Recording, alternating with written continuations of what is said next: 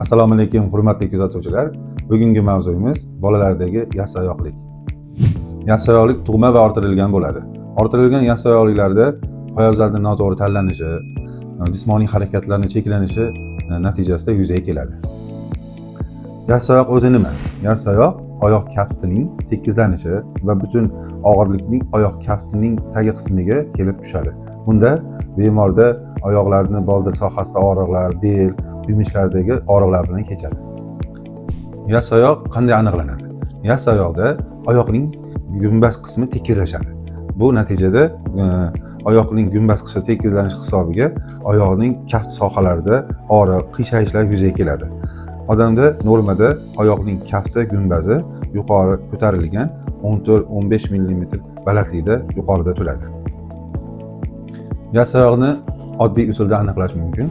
Oyoqni ho'llab oq qog'ozga bosing, oyoq kaft to'laligicha izi chiqsa, demak bu yassioyoq hisoblanadi.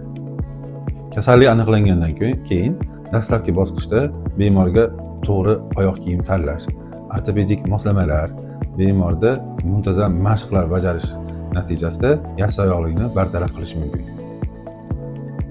Yassioyoqni erta aniqlasak, og'riqsiz harakat va to'g'ri qadamni saqlab qolamiz. Shunchaki charchoq deb o'ylamang, tekshiruvdan o'ting.